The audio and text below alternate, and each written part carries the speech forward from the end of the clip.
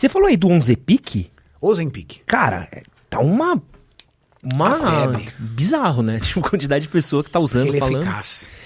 Mas dá bom? Ele é muito eficaz. E como é que ele funciona?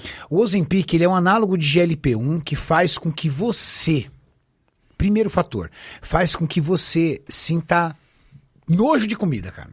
É muito estranho. Usuários de Ozempic, Trulicity, Saxenda dizem que não consegue comer. Caramba. Você tem uma situação que me lembra muito náusea, enjoo. Parece que você acabou de comer. Que loucura. É.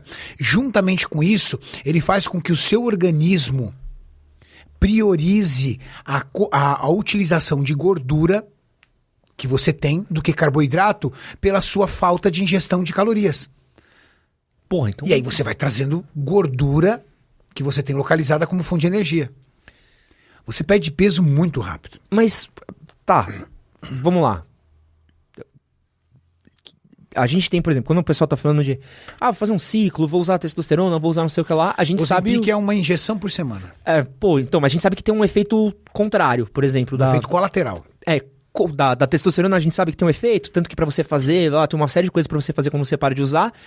O Ozempic não acaba causando a mesma coisa também? O efeito colateral do Ozempic, ele é muito ligado a como você se comporta durante o seu uso. Por exemplo, se você, durante o uso do Ozempic, mantém uma dieta com taxa adequada de proteína e não fica utilizando muito carboidrato refinado, muita fonte de carboidrato simples, você tem menores efeitos colaterais numa utilização em curto prazo, por exemplo, 3 meses. Tá.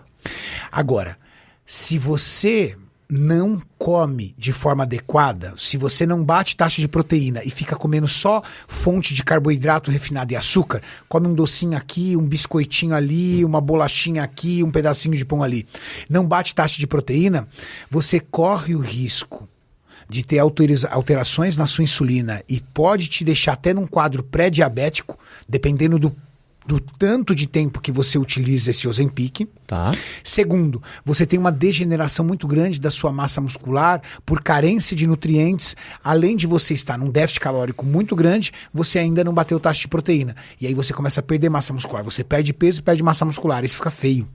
Pode crer. Não tem coisa mais feia do que uma pessoa que emagrece perdendo massa muscular, porque ela parece que ficou doente. Uhum. Chega ao ponto das pessoas falarem, nossa, achava você mais bonito gordinho. Por quê? Porque ela perdeu gordura, mas perdeu muita massa muscular também. Normalmente o pessoal perde a graça quando emagrece também, né? Que perde é a graça. Perde a graça. Então, quando alguém me fala assim, Renato, o que você acha do uso dos análogos de GLP-1? Eu acho que, primeiro, você é uma pessoa que está em estágio de obesidade? Estou. Cara, eu acho legal você ir num endocrinologista e ele prescrever essa medicação para você, mas você precisa tratar o fator psicológico e o ambiente. Uhum. Porque o que leva uma pessoa à obesidade, na maioria das vezes, é o ambiente, Ed. É aonde ela está. Os amigos dela só falam de comida, na família dela só impera comida, ela adora beber, ela adora comer, a vida dela é isso, o estilo de vida dela. Aí, por algum motivo de saúde, estética, por alguma dor, ele resolve parar de engordar. E aí ele não consegue fazer dieta porque o ambiente conspira contra, ele não gosta de atividade física, para ele o ambiente da academia é um local que não pertence a ele. Ele olha para aquilo e fala, cara... Meu ambiente é uma praça de alimentação, um restaurante, não é essa academia. E aí ele não consegue ir. Aí ele recorre a esse tipo de medicamento. Com esse tipo de medicamento, o que ele faz? Ele interrompe a fome. Então ele está aqui no ambiente com todos os amigos, e os amigos pedem pizza, toma vinho, aí ele pega uma tacinha de vinho e pega um pedacinho só da pizza e fala, nossa, gente, parece que eu comi um boi. E aí ele vai emagrecendo. Ele comeu só um pedacinho da pizza. No outro dia ele acorda pela manhã e fala, tô sem fome e vou tocar até a hora do almoço. Aí chega na hora do almoço, nossa, salada, frango, ai, não quero. Eu vou pegar só um pedacinho dessa torta aqui. E ele vai perdendo peso. E junto vai perdendo massa muscular, vai perdendo peso. Só que chega uma hora ele tem que parar com o Ozempic. Quando ele corta o Ozempic, a fome vem dobrada. A ansiedade vem dobrada. E o ambiente dele qual que é? O mesmo. E aí, quando ele sentar com os amigos na pizza, o que ele vai fazer? Vai arregaçar na pizza. Quando chegar no final de semana e os amigos prepararem aquele banquete com muita bebida, o que ele vai fazer? Vai comer dobrado. Aí os amigos olham e falam assim, nossa, Pra quem tava de dieta, hein, João? Tá acabando com tudo, hein, cara? Aí é o efeito sanfona, né?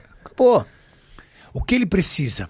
Usar o Ozempic, o Trulicity, o Saxenda como uma ferramenta de aceleração.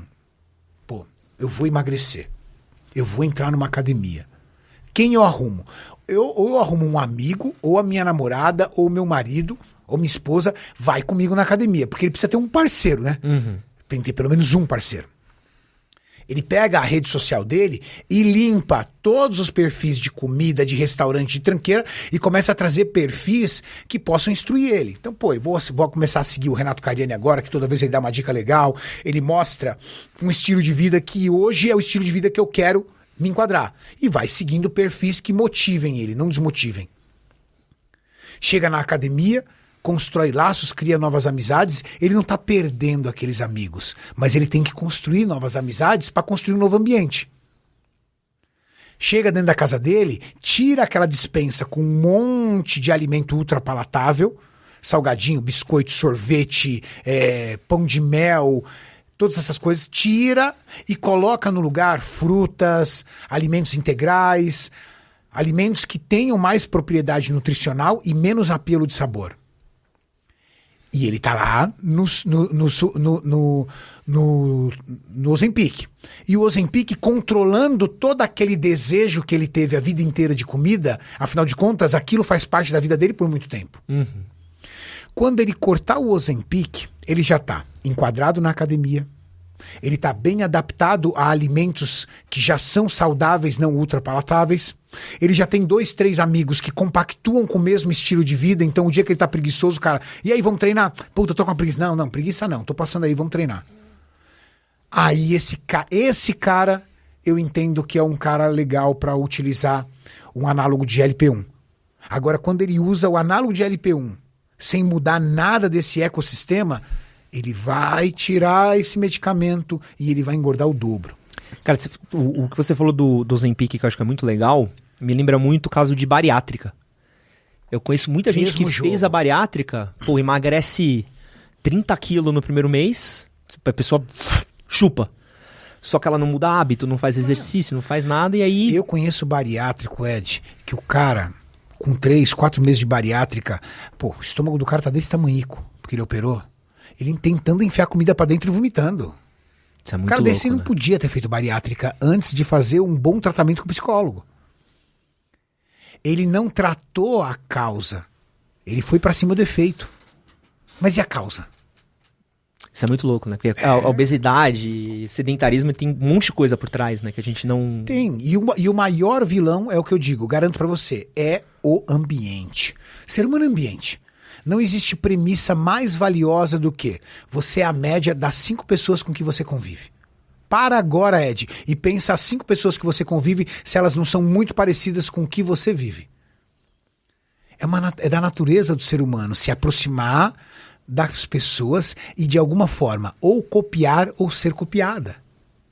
Faz sentido. Como é que você vai mudar o teu corpo se tudo ao seu redor conspira contra?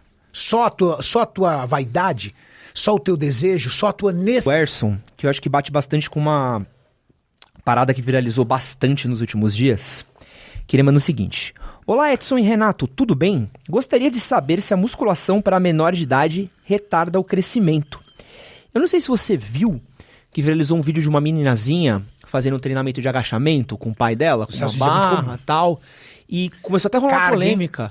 Isso é muito louco, tipo, criança pode fazer musculação? Menor de idade pode fazer musculação? Crianças versus a questão da estatura e musculação. Crianças podem fazer musculação e em nada interromperá o seu crescimento em estatura. Não vai acontecer, não tem risco disso. Qual é o risco de um treinamento de criança? O treinamento mal assistido. Diferente de você, um adulto, que pode ir para uma academia de rede, treinar nas máquinas sozinho, e o seu risco de se machucar é muito pequeno, as crianças elas precisam ser melhores assistidas. Porque elas não têm a estrutura robusta e firme nem mesmo a musculatura desenvolvida, mesmo um adulto sem treino, ele tem musculatura desenvolvida, ele já é um adulto, ela não tem ao ponto de treinar sozinha. Então, quem deseja ter um filho de 7, 8, 9, 10, 11, 12 anos de idade treinando, precisa ter um profissional de educação mais próximo. Não pode colocar numa academia de rede. Ou paga um personal, ou no condomínio onde você tem, você pega o professor de educação física para assistir. Mas só traz benefícios. Só traz benefícios. Principalmente se essa criança tem o intuito de praticar algum outro esporte. Eu queria ser um atleta olímpico, eu queria ser um jogador de futebol, eu queria ser um lutador, eu queria ser um jogador de basquete. Começou cedo a musculação, essa criança ela vai ser muito mais preparada, ela é muito mais precoce para o esporte. Quando ela tiver 13, 14 anos de idade, ela está chutando com uma violência tremenda na quadra, ela está com uma força tremenda. 13 anos de idade, ela tem força de um cara de 18. Por quê? Porque a musculatura dela foi precocemente trabalhada. E isso é bom. Acho que na gringa, né? Acho que eu vi o Rafinha Bastos falando isso uma vez. Estados Unidos, você precisa de ver, tem um vídeo que viralizou, um monte de crianças, assim, ó, uma do lado da outra, mas assim, dezenas de crianças num ginásio de entre 8 a 12 anos de idade fazendo agachamento livre com os professores. Isso é muito louco, né? Porque você está falando de esporte também, e também tem a questão de fortalecimento de músculo. Tudo isso. Desenvolvimento, né? Vira um atleta precoce. Que legal. Eu acho muito doido, porque eu sempre fico... O que me pega é que, assim, viraliza esses vídeos de criança fazendo crossfit, criança fazendo musculação, e é um choque. É um choque porque é muita carga pra uma criança tão pequena. Mas aí quando é a criança... Se fosse a criança na porra de um tablet... Sim. Vendo galinha assim, pintadinha... Você pega uma criança agachando, por exemplo, com 40 quilos de cada lado, que é esse vídeo que você assistiu. Legal. Aquilo é a regra? Não. Aquela menina é uma exceção. Só que todo mundo fala da exceção. O problema é que a exceção é a regra do burro. É óbvio que você não vai pegar uma criança de 10 anos de idade e colocar 40 quilos nas costas dela. Raríssimas serão as crianças que conseguirão isso. Provavelmente essa criança de 10 anos de idade que agacha com 40 quilos, o pai deve ter começado a colocar ela para treinar com 6. Às vezes o pai é um atleta olímpico, às vezes o pai é um treinador e faz dela um prodígio. A regra é menos carga, melhor mobilidade, uma boa execução e uma progressão sem pressa. Você não quer fazer um mini monstro. Você quer que o seu filho se apaixone pelo esporte. Por quê? Uma criança com 10 anos de idade que começa a fazer atividade física, ela fica mais seletiva na alimentação. Porque você já começa a incutir nela estilo de vida logo cedo. E pergunta de burrão agora. Tá. Talvez essa pergunta mais pro Muzi do que pra você, mas eu vou jogar, tá? Tá. A gente sabe que o GH é o hormônio do crescimento. Tá. Tem alguma relação a criança fazer esse exercício? Ela vai produzir mais GH? Será que ela acaba até mudando um pouco do biotipo dela, estatura, alguma coisa do tipo? Olha, não acredito que tenha estudos que façam esse tipo de vínculo, mas fisiologicamente falando, quando você realiza exercícios de força, você melhora muito o seu perfil hormonal. O problema é que as crianças nessa fase, elas têm um perfil muito diferente do adulto. Principalmente testosterona, entre outros hormônios e esteroides. Então não tem nenhuma evidência em cima disso. O que tem de evidência é, ela não interrompe para baixo, que era uma preocupação. As pessoas achavam que no momento que uma criança começava a fazer força, ela tinha redução do hormônio de crescimento. Não, ela não tem redução do hormônio de crescimento. O que existe é o contrário, é uma melhora do perfil hormonal dela. É muito mais ao contrário. Agora, se é uma garantia, comecei a treinar logo cedo, eu vou crescer mais em estatura, ainda não tem nenhum acompanhamento disso. Pô, uma coisa legal até de falar aí pra quem é adolescente, quando você faz exercício, basicamente você aumenta seus níveis de testosterona, e pra quem quer ter barba, pra criança que quer ter barba, um adolescente que tá na fase dos 17, 18 anos, a testosterona tem uma relação muito grande com barba, músculo, então tem um monte de coisa aí que às vezes a gente não fala a respeito. E aí vamos seguir um próximo passo aqui, Cariane. Tá. Eu quero virar um